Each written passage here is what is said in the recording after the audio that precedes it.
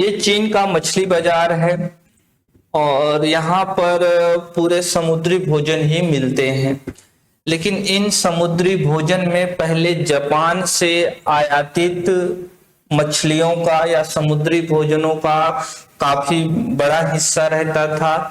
लेकिन अभी कुछ दिनों से यहाँ पर चीन में जापान से समुद्री भोजन का आयात बंद कर दिया गया है। न सिर्फ यह आयात में प्रतिबंध चीन में लगाया गया है, बल्कि विश्व के अनेक हिस्सों में जापान से आयात होने वाली समुद्री भोजन पर रोक लगाई जा रही है। तो आइए देखते हैं इसका कारण क्या है, क्या तनातनी मची हुई है चीन और जापान के मध्य में, या फिर क्या कुछ महत्वपूर्ण तथ्य हैं इस घटना के पीछे, उसको समझने का प्रयास हम लोग करते हैं। तो अभी हमको थोड़ा देखना पड़ेगा इससे जुड़ी हुई चीजों को। तो ये देखिए, ये जापान का मानचित्र आपको यहाँ पर दिख रहा होगा। बात है मार्च 2011, मार्च 2011 की जापान पर 3 मुसीबत एक साथ आई। कौन कौन सी? सबसे पहली बात, एक बड़ा क्या आया? भूकंप आया। ये जापान का मानचित्र आप देख रहे हैं और यह जो देख रहे हैं सेंडाई खाड़ी है और यहाँ पर क्या आया? तो भूकंप आया। और भूकंप की जरा तीव्रता को देखिए, भूकंप की तीव्रता कितनी थी? 9.0 थी, यानी कि बहुत ही शक्तिशाली भूकंप। इतना शक्तिशाली वाला भूकंप जापान में पिछले 1000 सालों में भी नहीं आया था।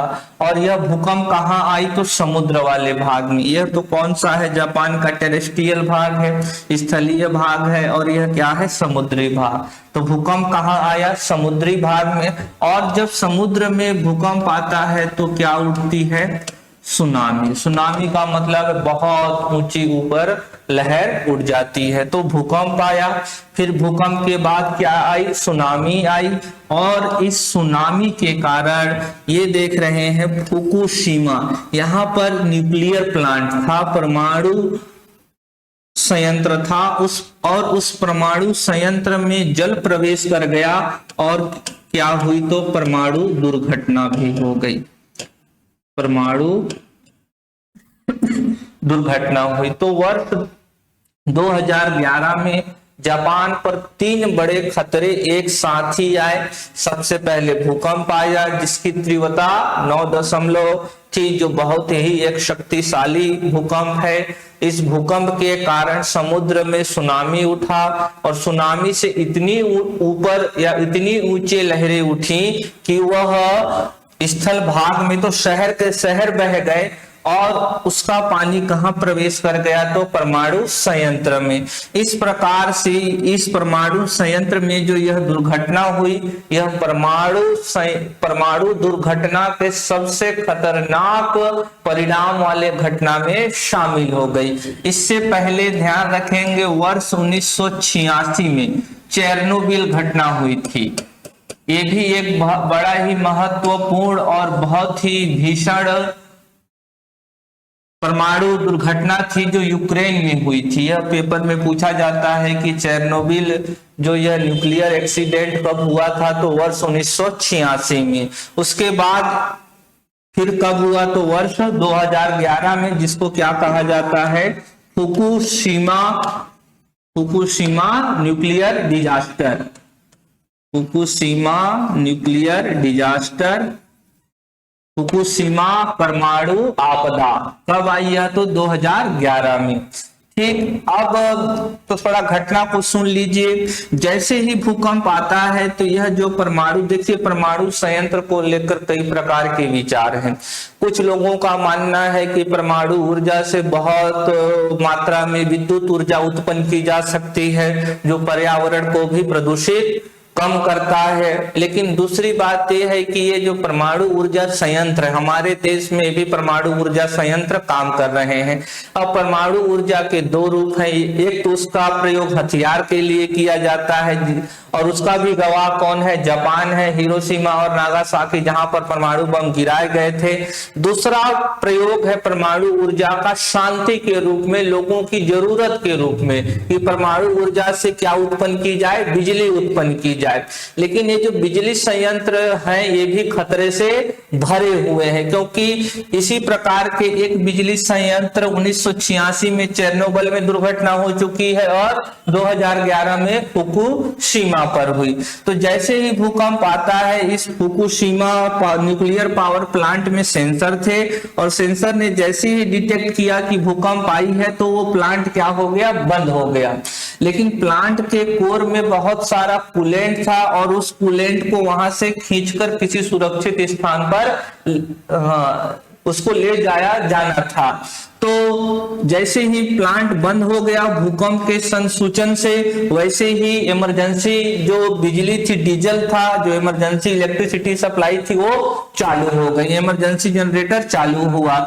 लेकिन जब पानी न्यूक्लियर प्लांट पर आया तो वो जो इमरजेंसी जनरेटर था वही क्या हो गया, क्षतिग्रस्त हो गया। सबसे पहले क्या हुआ कि पावर प्लांट ने जैसे ही डिटेक्ट किया कि भूकंप आई है वो बंद हो गई, लेकिन उसके अंदर पर क्या था, तो कूलेंट था, हाइड्रोजन थे, उन सबको सुरक्षित स्थान पर स्टोर करना था। इसके लिए क्या चालू होती है, तो इमरजेंसी जनरेटर। लेकिन जैसे ही पानी प्रवेश की पावर प्लांट में, वो जनरेटर भी क्या हो गई, बंद हो गई। और फिर लगातार यहाँ पर क्या हुए, विस्फोट हुए और विस्फोट के कारण बहुत सारा रेडियोधर्मी पदार्थ धीरे धीरे समुद्र में और वायुमंडल में फैलता गया। और जो पानी समुद्र, और ये क्या है, तो प्रशांत महासागर है। इस प्रशांत महासागर में बहुत सारा रेडियोधर्मी पानी कहां प्रवेश कर गया, प्रशांत महासागर में। कौन सा पानी, तो रेडियोधर्मी तत्व युक्त, रेडियोधर्मी तत्व युक्त पानी कहां प्रवेश कर गया, प्रशांत महासागर में। और ये जो रेडियोधर्मी तत्व होते हैं ये मानव स्वास्थ्य के लिए अत्यंत ही गंभीर होते हैं। इनसे कई प्रकार के रोग हो सकते हैं और एक पीढ़ी ही नहीं, आने वाली कई पीढ़ी भी लगातार इससे प्रभावित होती रहती है। तो जैसे ही वो पानी समुद्र में प्रवेश किया, कुछ समय बाद उस पानी को वापस से पंप किया गया, वापस खींचा जा रहा था ताकि उसको समुद्र में मिलने से रोका जा सके। तो ये जो तस्वीरें ये भूकंप का है, ये फुकुशिमा आपको दिखाई दे रहा होगा। यहाँ भूकंप आया था और यहीं पर क्या है, तो प्लांट है और उस पानी को पंप किया गया और ऐसे उस पानी को पंप करके ऐसे ही हजारों टैंक में रखा गया है। आज कितने साल हो गए, 12 साल। और जो पानी मिल रहा था ना समुद्र में, उसी को क्या किया गया, पंप किया गया और इन टैंक में क्या कर दिया गया है, रीस्टोर कर दिया। ऐसे हजारों टैंक यहाँ बने हुए हैं। अब इस पानी को पहले ट्रीट किया जाएगा और ट्रीट करने के बाद कहाँ छोड़ा जाएगा, समुद्र में छोड़ा जाएगा। तो अभी क्या है, जब भी इस समुद्र में इसको छोड़ा जाएगा तो लोगों का मानना है कि यहाँ से जो भी मछली होंगे उस मछली में भी किसका समावेशन हो जाएगा, रेडियोधर्मी तत्वों का। इसीलिए जापान से होने वाले मछली आयात में क्या हो गई है, कमी हो गई है। यानी यहाँ जो भी मछुआरे हैं उनके लिए यह भीषण आपदा फिर से आ गई है, क्योंकि मछुआरों को तो आय प्राप्त नहीं होगी। अब क्यों नहीं होगी, क्योंकि मछली को अन्य देश आयात नहीं कर रहे हैं। तो कुछ बातें समझ में आई क्या, तो फुकुशिमा डिजास्टर हमें याद रखना है। यह कब घटित हुआ था, तो वर्ष 2011 में। और जो पानी समुद्र में मिल रहा था उसको पंप किया गया था और उस पंप किए गए पानी को अभी भी रखा गया है। इसको अभी समुद्र में नहीं छोड़ा गया है, पहले इसको जापान में ट्रीटमेंट किया जा रहा है और संयुक्त राष्ट्र की ऊर्जा एजेंसी से भी इसको अनुमति मिल गई है कि इसको समुद्र में छोड़ा जा सकता है। समुद्र में अब धीरे धीरे 30 साल लगेंगे इस पानी को छोड़ने में, एक ही बार नहीं छोड़ा जाएगा। धीरे धीरे इस पानी को कहां छोड़ा जाएगा, समुद्र में, और ट्रीटमेंट करने के बाद ही छोड़ा जाएगा। इसको उपचार करने के बाद ही। उपचार करने का मतलब क्या है, पानी में से किसको हटाया जाएगा, रेडियोधर्मी तत्वों को हटाया जाएगा। इतनी बातें स्पष्ट हुई क्या? ठीक, इसमें 30 साल लगेंगे, पहला बैच अभी होने वाला है, इसीलिए जापान से होने वाली जो भी मछली झींगा के जो आयात है वो क्या हो गए हैं, कम हो गए हैं। बात करें रेडियोधर्मी तत्व की, तो बच्चे ज्यादा समझ नहीं पाते कि रेडियोधर्मी आखिर है क्या, रेडियोधर्मी आखिर है क्या। रेडियोधर्मी एक प्रकार के रासायनिक तत्व होते हैं, एक प्रकार के रासायनिक तत्व होते हैं। और कौन से रासायनिक तत्व साथियों, अगर हम लोग तत्वों की बात करें तो कोई भी जो रासायनिक एलिमेंट है, अगर उसके एक परमाणु को देखें हम लोग, किसी भी रासायनिक तत्व के अगर एक परमाणु की संरचना देखें, मान लीजिए हम लोग किसकी देख रहे हैं, अभी तो ऑक्सीजन की देख रहे हैं, किसकी मान लेते हैं, हाइड्रोजन की, ठीक। या किसी भी तत्व के एक परमाणु की संरचना देखेंगे तो क्या मिलेगा हमें कि केंद्र में क्या रहता है, न्यूक्लियस होती है, जिसमें क्या रहते हैं, न्यूट्रॉन और प्रोटॉन होते हैं, और इलेक्ट्रॉन उसके चारों ओर चक्कर लगाता रहता है। अब जरा देखेंगे तो यह जो न्यूट्रॉन और ये जो प्रोटॉन है, अगर नंबर ऑफ न्यूट्रॉन्स, अगर नंबर ऑफ